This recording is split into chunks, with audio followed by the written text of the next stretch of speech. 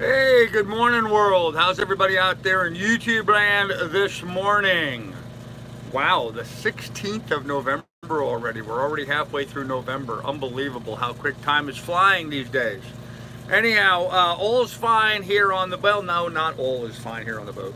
I trying to track down a part. Many of you guys know I'm kind of broke down right now on the ICW. I had a coupler in my driveline shatter, and I'm trying to find a replacement. It's made by PRP Inc. They went out of business. Trying to find somebody who has some inventory. Had a lead on one through an email from a viewer. No, they don't have any in stock. I called them today. They don't have any in stock. He's going to check other suppliers, see if he can find someone or part somewhere. He said if it was a Yanmar part, he could look it up. Well, it's not a Yanmar part. It's a PRP part for my old ferryman diesel, and apparently they do not have them, even though they claim they did. And he said if they did have them, instead of being the $380 that the fella suggested it might be, they were $441, but it's all ludicrous because they don't have one. So that's not going to help me anyway. So back to the drawing board. So what I've done is I have pulled the shafts together and eliminated the vibration stabilization link. Not happy with that. I think the driveline will work just fine. Yes, it's going to vibrate a bit more, but my biggest concern is that this is a sacrificial link that's designed into the driveline, so that should I do something dumb like I did, like getting the rope from the tow line from my dinghy wrapped around the prop, instead of damaging the transmission, this sacrificial block breaks apart, and that's exactly what it's supposed to do. It's exactly what it's supposed to do. Well, without one, I'm really putting my transmission at risk. I'd much rather have a $400 part designed to fail in line there than lose a $1,000 transmission. Unfortunately, doesn't look like I'm going to have that option. I'm going to have to go forward with kind of a weird light pattern in here. I'm going to have to go forward with it the way it is. So anyhow, that's kind of what I'm working on today. I have another rubber line I'm going to be fixing today and replacing on the fuel line. Found a small leak in that I'm going to get taken care of. And other than that, a lot of administrative stuff. Filing a bunch of claims against people who have been infringing on my copyright. So hopefully we'll get that taken care of. Gavin, yeah, it's kind of like a big block of rubber with steel plates on either side. So, but check your email. I have no sound. Okay, Tom, I don't know why you have no sound. Hi, can anybody else hear me? Is it just Tom? Gavin, can you hear me okay? Apparently you did, because you said it's a block of rubber. Okay, so I don't know, Tom. Other people can hear me. I will check my email. I will check my email on my other device. You can hear me, all right? Well, let me check my email here real quick. Pull it up here on my iPad. Since Tom sent me something, let me see what he sent.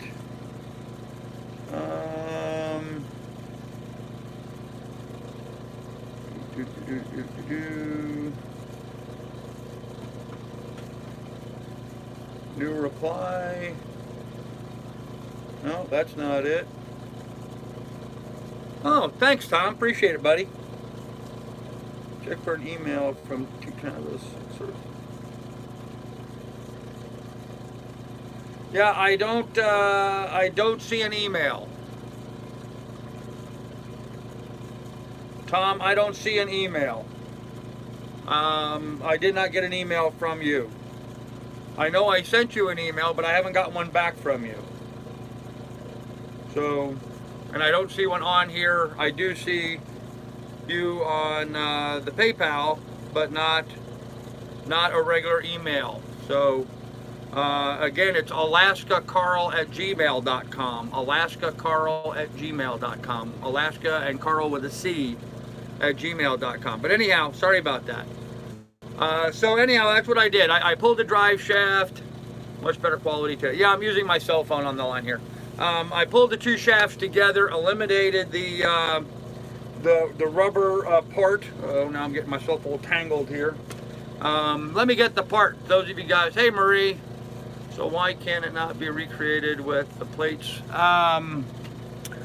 I don't know, Marie. That's a good question. Hold on a second, guys. Let me spin you around. I'll grab the parts so those people that didn't see it last night can see it now. I have it right here. Okay. Well, now I got to plug everything back in. I'm trying to get everything charged up right now. Trying to stay ahead of the head of the power curve. So once I shut the generator off this morning, everything starts going downhill from there. So this is the part, I'm having a paper towel here. This is the part that mounts into the drive line. It's a heavy-duty rubber with steel plates on either end, and it's separated, which is what it's designed to do. It's doing its job correctly. I don't know if you could find another piece of rubber and glue it back between these or not. I don't know. What we decided last night, after talking to a number of people on the live stream, is that it is possible to just simply remove it and not have it in there. But I am putting my transmission at more risk by doing this. There are companies that manufacture newer versions of this, but so far to date I haven't been able to find one that has the proper hole alignment so that the holes line up. Could one of them be modified maybe? I don't know, maybe. This part, even though I can't buy it, apparently the price of it, if you could buy it, is $440. The new sacrificial ones made by other companies tend to be about $190. So yeah, I'd very much like to replace it with a newer version. I just said at the moment find a newer version that has the proper hole alignment. So I think what I'm going to do is I'm going to run the boat without it until I can get someplace where I can actually go into a store and look at the other part that might work and try to look at it, have it in my hands, and see if maybe we could adjust it somehow. So get long boats, go from hole to hole if they line up.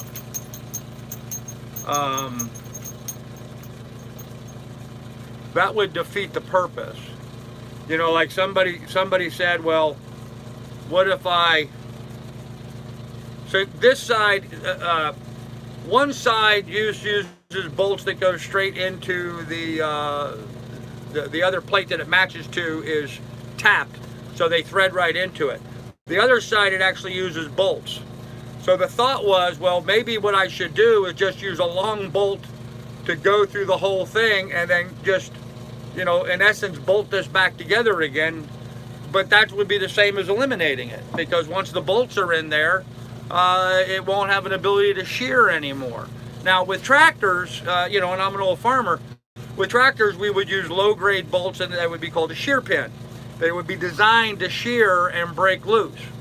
There is a place on the drive shaft where the drive shaft enters the flange that this bolts to, where the flange that this attaches to. It's held by a pin going through the drive shaft, but also a keyway. However, on mine, the keyway has come out. That's the key that was in there. It has fallen out, but it still has a pin driven through that's being held in place with a wire. So my thinking is what I might be able to do is replace that hardened steel pin that goes through there with a low-grade bolt that would act as a shear pin. As an example, in Alaska, my snowblower had these shear pins that were designed that would only take up a certain amount of torque. So as I'm driving my snowblower, if my snowblower picked up, say, a big rock or something like that, rather than break up the snowblower, the shear pin would break, the blade would stop spinning, it wouldn't damage anything, and I had these sacrificial replacement pins that I could put in. So I'm thinking that might be a more logical way of dealing with this rather than have a $400 rubber part in there. I could replace it with an 89-cent bolt and still have the same function. My engine only develops 48 pounds of torque.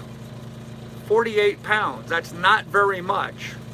So installing a shear pin in the drive line and eliminating this key, which would defeat that pin, I think that would be a logical way of addressing that problem. And that way, should I get something wrapped around the prop, then that pin simply breaks.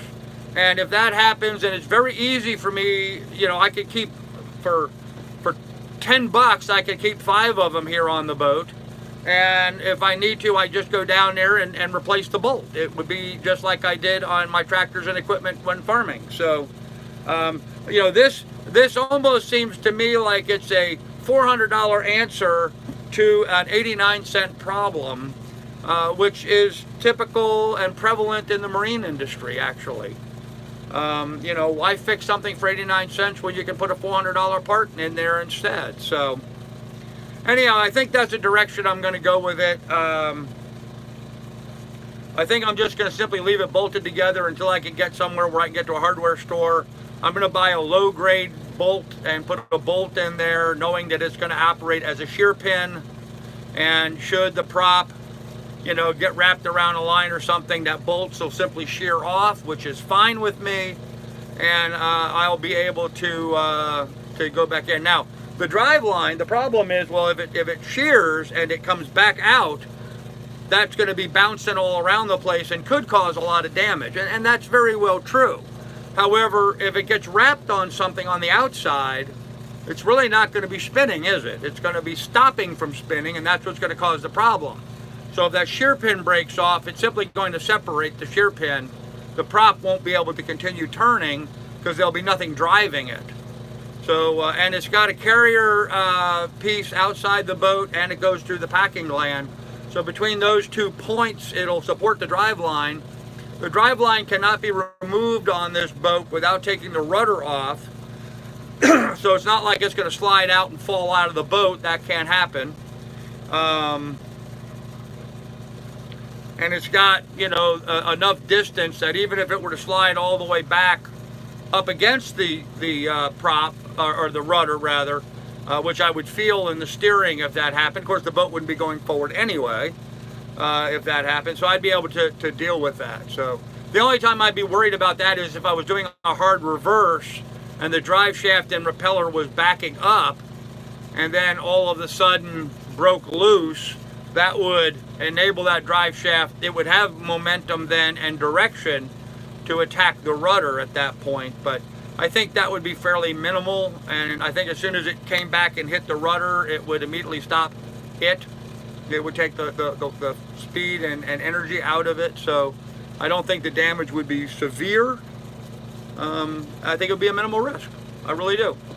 And I could simply eliminate that problem by placing a sacrificial anode. I don't know if you guys know what those look like. Let me grab one here.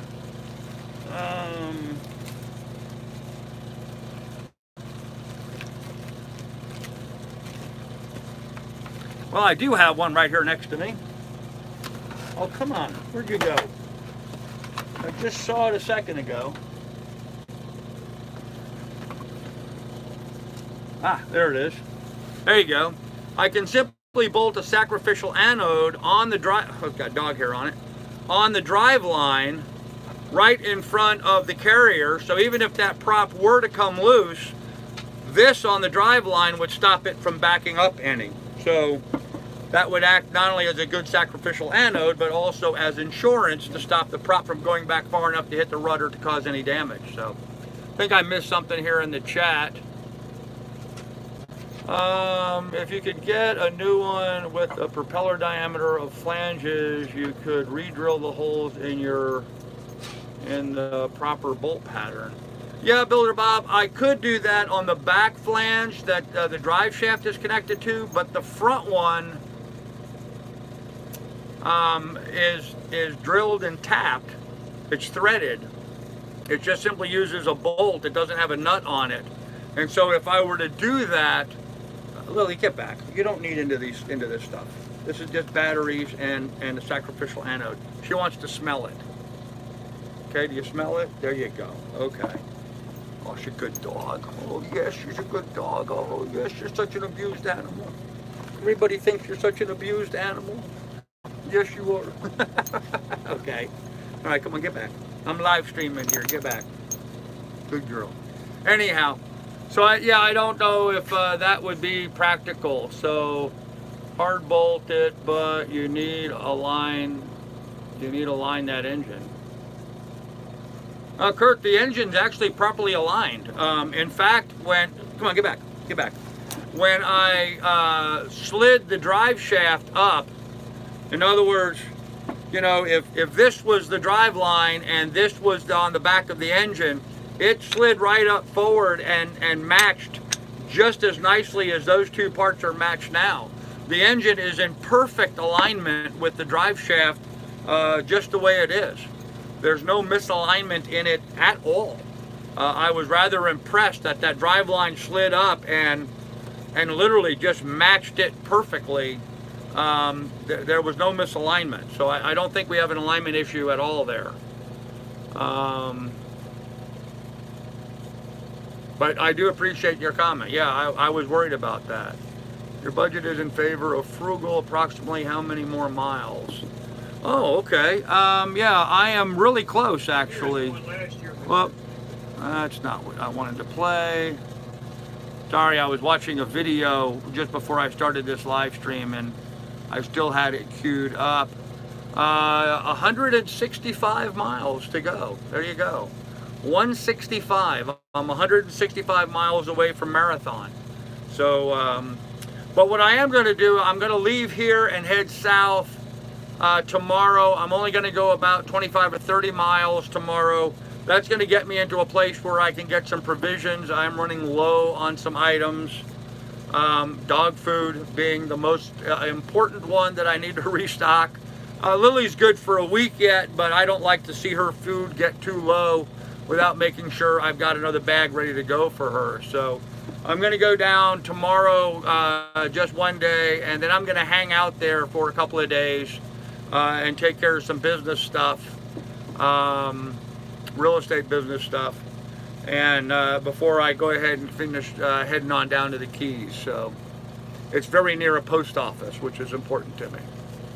If you pull those plates together, did you check the prop will not touch the boat or anything else? Yes, Joe, I did. I dove on the boat and I did check that. The only thing I didn't check is there is an anode already on the drive line, and I want to make sure that anode isn't up against the you know, the place where the where the drive shaft comes out of the boat. I want to make sure it's not rubbing. But yeah, in fact, I bolted it up together already. I dove on the prop. The prop is all free and spinning properly. I started the engine. I was able to put it in forward and reverse. The boat pulled forward. The boat backed up. But it was making an odd sound, and I'm afraid this may have made contact up in there. So I'm going to dive on the boat here in a little bit after I do a rubber hose replacement and check. But yeah, it is cold right now, Bravo sees. It wasn't cold yesterday, but it's very cold this morning. 56 degrees here this morning. So I am kind of dilly-dallying and waiting for it to warm up a little bit before I go ahead and get in the water today. So I got pretty dirty yesterday disassembling this part and getting it all out. So I went and jumped in and had a nice bath yesterday and dove on it and checked it. But I'm going to dive again to make sure the sacrificial anode that is on the drive line is well spaced away and not doing any further damage down there. I'm thinking the noise I heard, though, maybe a little bit of cavitation, because I think the prop is free turning, but it is very close, about that far away from the fiberglass. So I mean, it's still a good distance away, an adequate tolerance, but close enough I may be getting a little cavitation, if that makes any sense. Or it could be that because the drive shaft is in a different place in the in the packing, where it goes through the hull, you know, the dripless packing, that maybe that's just because it had a little rust or something on it, or, you know, it may have had a barnacle or something on it, and now that that's moved forward, that's inside the packing gland. So that may all be just, you know, the noise I hear may be just that propeller shaft kind of cutting a new groove, if you will, in the packing gland. I will say this much: with the drive shaft pulled up close together and bolted together, my dripless packing gland has stopped leaking completely. I have no leaks coming through at all right now. A little bit while underway, I hope, but I can't be up there, be underway driving the boat, and be down here looking at that at the same time. So what I'm doing is I'm setting up a camera and a light so I can run the boat forward with the light and the camera on to monitor the drippage. I have some great technology in that I can set up my little GoPro cameras and program them to work on my cell phone so that I can be monitoring what the camera is looking at from my cell phone. So with that said, I'll be able to put the camera with a light down in there aimed at the dripless adapter, get up on deck with my phone and start the boat and drive forward and be able to watch the dripless adapter through the camera setup. Pretty cool technology. I'm kind of cool. I'm kind of jazzed about that. So it enables me to be in two places at one time. I'll do that, and I'll go forward for just a little bit, and then I'll go down and remove the camera and the light so that they're not getting into the bilge or in any other problems. My concern is with all the vibration this boat has, that might get my camera nasty, and I don't want to have that happen. So we're trying to make it work for a temporary fix. Yeah, I think it'll be fine, Marie. I think it'll get me down the road tomorrow far enough where I can get a shear pin to put in there. Without that rubber coupler, I would think you'll get tons of cavitation. Prepare for some serious water intrusion. Yeah, Bravo sees that might be a possibility. I don't know if I'm going to get lots of water intrusion. The packing gland may leak a bit more, but there's plenty of play in the packing gland bolt to be tightened up. There's plenty of room for it to be tightened up. So I think it'll be manageable. It'll just be a matter of the shaft kind of wearing around. I don't think we're going to get a lot of, you know, bouncing around in that regard. It's not going to be jumping around. The drive shaft is held in two other places, and as I said, it bolted up to the plate perfectly. So I don't anticipate there being too much vibration. And plus the fact that it's such a low power, low torque engine, I don't anticipate it being a really big problem. My engine's running about, you know, 1,800, 1,600 RPMs at about full throttle, and then it goes to the transmission, which has a 2-to-1 reduction, which even further slows down the prop spinning. So, or is that speeding up the prop spinning? I think reduction is reduced is the way I always think of it. So I think the vibration level is going to go up considerably without that dampener. It might very well, Johnny Hag. It might very well. We will see with time.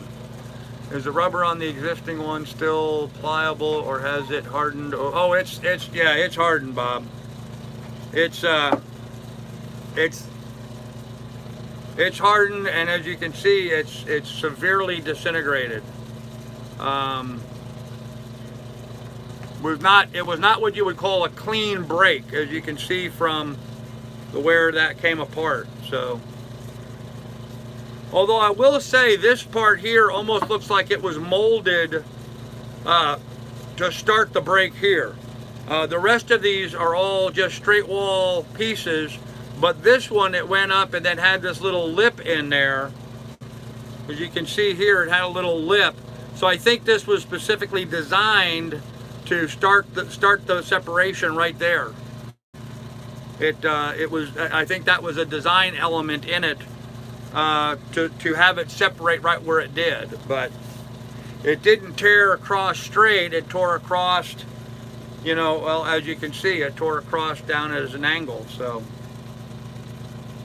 most of the rubber is on one side. The other side it tore down pretty close to the flange. So, and I have no idea how that rubber was, you know, attached to the steel plates. I don't know if it was melted on, vulcanized on. I'm not sure what technology was used to adhere that rubber to the metal. Certainly nothing that I'm capable of reproducing here on my sailboat. So, hardened rubber won't do much in the way of vibration reduction. Yeah, Builder Bob, I don't see where this was doing much vibration reduction anyway, to be honest with you. I mean, this thing is so hard and stiff, I can't imagine this was doing very much, if anything, in the way of vibration dampening. So I'm going to run the boat tomorrow. I may even run the boat a little bit today, but I'm going to run the... I noticed yesterday when I put the boat in forward and reverse, I didn't notice any more vibration than what I had normally. No more, no less. It was a little different sound, that's all. And I think that sound was just because there was a new spot in the drive shaft inside the packing gland that was, you know, basically getting itself reseated, if you will. Hey, Pilot, good morning, buddy. How you doing? So anyhow, this is a lot longer live stream than I thought I was going to do this morning. I was just going to jump on and say that it turned out that the line that I had on finding the part is not going to happen. Called the guy up this morning. They do not have any in stock. He thought they may have them at his other warehouse or in their Japan office.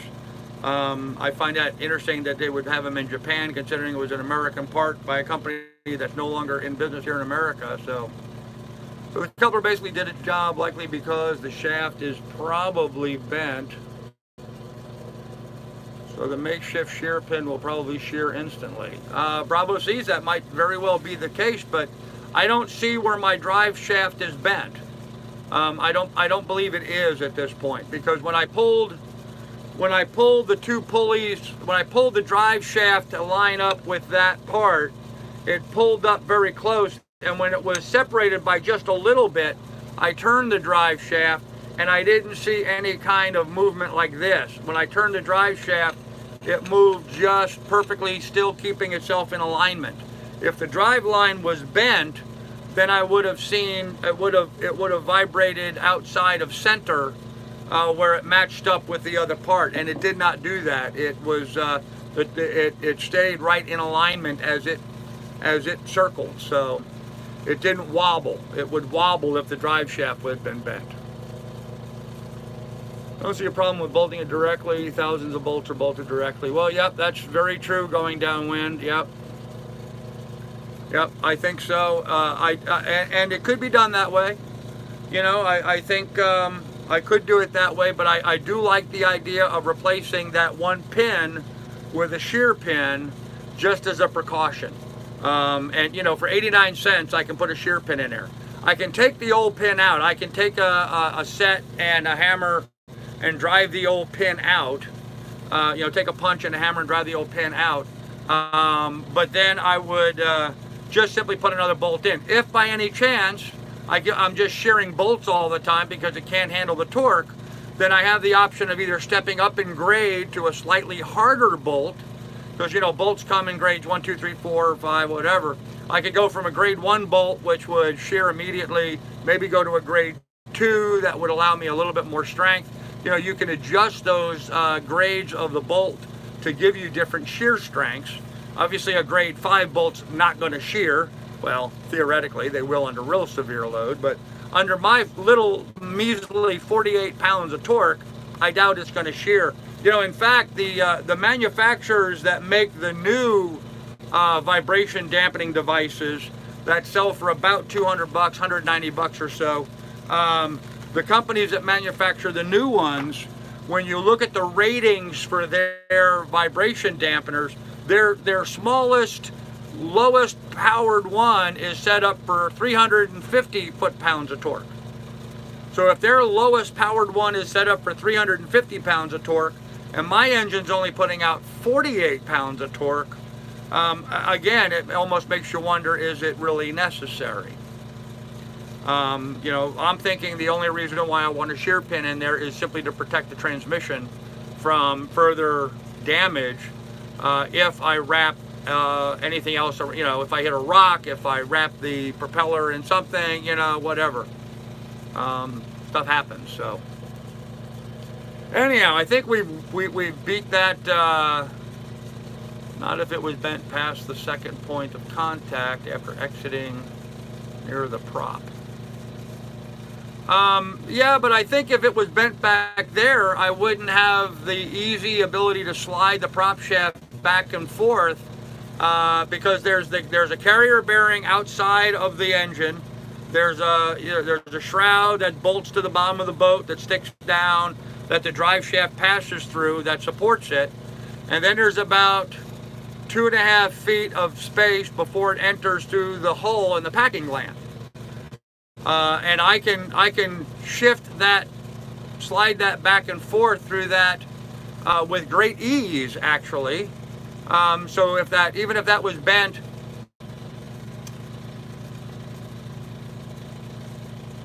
yeah, I don't think it would feed through that support bracket in the back that way. I mean, it may be. It might be a little bit bent. We don't know. Yeah, I'm going to give it a try and see what happens. Yep, dead in the water now. Can't get any worse, right? So we'll see. We'll see. Yep, and it may be bent very much right at the very end near the prop, although that wouldn't make much sense. It could very well be bent way back there. So, but if that's the case, then the vibration would be in that carrier shroud more than it would be anywhere else. And I think the shaft moved back and forth much too easy and turned much too smoothly for there to be much play in it. But like I said, I'm going to dive on it again today. I'm going to dive on it again this afternoon after it warms up, just to check that sacrificial anode and make sure it's not making contact down there. And when I do that, I'll make sure it's in neutral. I'll turn the prop and see if I can see any kind of cavitation, although without taking a measuring tape down there and, you know, measuring to see if there's any difference in dimension from one blade to the other. That's the only way you'd be able to tell. I don't know in the visibility of where I'm at that I would be able to do that with any kind of effective means, but all I've got to do is get you another 165 miles. Well, that's true, Builder Bob. But, you know, I'm probably going to sell this boat once I get down to Marathon with the idea of buying something bigger, and or at least selling this boat to get my real estate business kicked up so I can eventually buy something bigger. And if that's the case, then I would be uncomfortable selling the boat to somebody if there's a problem. So I don't think of it as only getting me 165 miles. If I'm going to sell the boat, I want to make sure the boat's 100% before I sell it. I will work out this vibration issue, or maybe not the vibration issue, but this, you know, the sheer ability of the drive line. I'll work that out before I sell the boat to somebody. Although I know on tractors, you know, we use shear pin bolts on tractors all the time and they work just fine. I mean, they work just fine. They work all the time. I mean, on a daily basis, I would, well, not on a daily, well, yeah, on my snowblower, on almost a daily basis, I had to replace shear pins. So, of course, I was dealing with some very heavy snow load with a snowblower up in Alaska. So you would do that up there. But so much so that the shear pins on the snowblowers actually have a quick pin. They don't even bolt up. They just have a, you push the pin through and you put a little quick pin on to hold it in place because they know they're going to come apart. All summer long, I would find the little sheared off pieces of them in the driveway and be picking them up. So I didn't pick them up in a tire. They were made out of pretty light metal, so. Yep, I can fix it after I get there. You're absolutely right.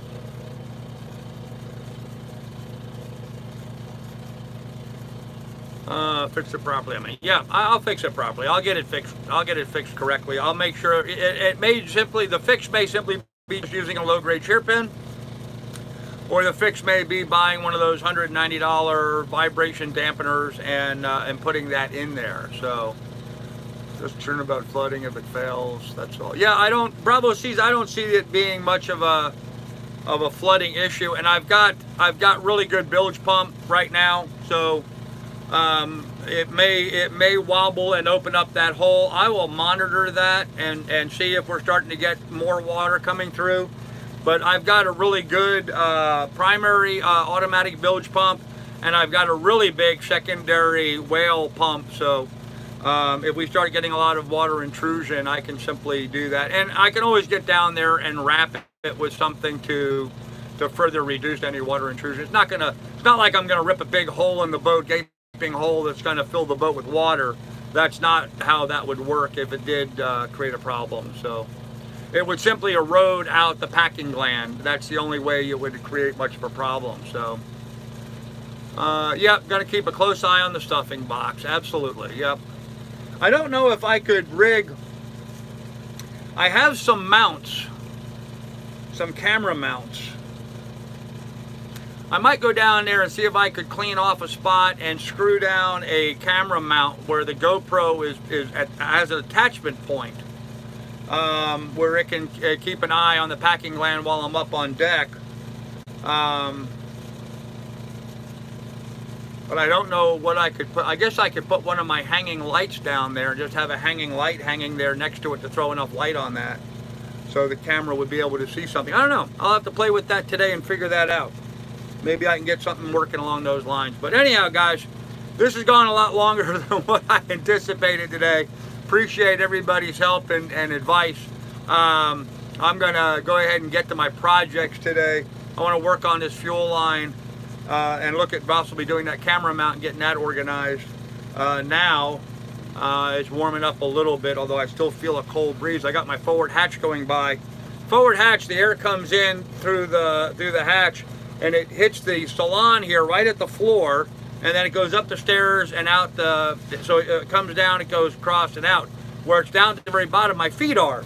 So my feet are always in this cold breeze going through the boat. Well, not cold breeze, but cold breeze this morning, certainly. My toes are a little chilly at the moment, so I'm thinking about putting socks on, if you could imagine it that cold here in Florida. I don't know. We'll see. Anyhow, guys, thanks for the advice. Tom, check the email. I did not get an email from you. I tell you what I will do, Tom. I will send you another email to your ICI email address, and you can reply to that. Maybe that would be a better way to get something back from you, or maybe I did see something and I just don't remember. I don't know. Oh, never mind. I just got your email. Okay, you were lying in bed. Okay. All right, hold on, guys. I'm going to read this real quick. Make sure you have a ditch bag. Yeah, always have a ditch bag ready. First I did take 2 or 3 hockey pucks. You must be Canadian, man. 2 or 3 hockey pucks as spacers. Yeah, drill holes through them, connect the facing plates, 4-inch bolts, and weave the pucks into a sock. Huh. I guess that could work. Yeah, that could work. Actually, if you remember, Tom, Florida has a very good hockey team down here. So, but yeah, they're probably not going to be easy to come by. Certainly not like they would be up in Canada. Using the head of the rubber mallet instead of the hockey pucks. Fishing line spool might work. Huh. Army engineer officer. Okay. Yep. Yep. I like that. Field expedient. I like that. Yeah, field expedient solution. Yeah, very much. Very much. Something like that might be an idea. Although I do think the simplest, again, being an old farmer, I do think the simplest solution to have a breakaway drive line that would protect the boat transmission is just a simple shear pin. I think that's really the smartest, simplest idea. The vibration block may help reduce some vibration. Yeah, 2 NHL teams, they do. But one's really good, the other one maybe not so much. I mean, didn't one of them play in the Stanley Cup recently? Shows you how much hockey I've been watching lately. You know, I used to be a big hockey fan. years ago, I must admit, well, I don't watch TV anymore. I don't have TV. I haven't had TV available to myself in a couple years now, so I really have gotten away from watching anything. But in any event, guys, yeah, thanks for all the good advice. I appreciate it. I'm going to go ahead and get to my projects today. So, and remember, guys, in the description down below, there's links to my PayPal, not my Patreon, to my PayPal right now, should you want to help out with the adventure. If I can find this original block, I'm going to try to replace it. $441. Crap. I'm waiting for a phone call back from the guy, so that may be a possibility. If not, I may just leave it the bolts in there and replace it with an $89 or 89-cent shear pin, which might be the smart thing to do. I don't know, either way. But anyhow, PayPal is listed down below should you want to help out with the adventure. I will say my new channel, the subscribers are going through the roof. I mean, I'm getting like 10 or 20 new subscribers a day on that channel. Of course, a lot of it is you know, the troll idiots, of course, but a lot of it's just some of those good solid viewers that like to keep track of what's going on. So welcome everybody. I'm glad you're here for a morning video. I've already got 42 people on, so that's great. Anyhow, kids, we'll have more for you later on at 7 o'clock. We'll see you then. Be good, be careful, take good care of yourselves, and we'll have more for you then. Bye everybody, thanks.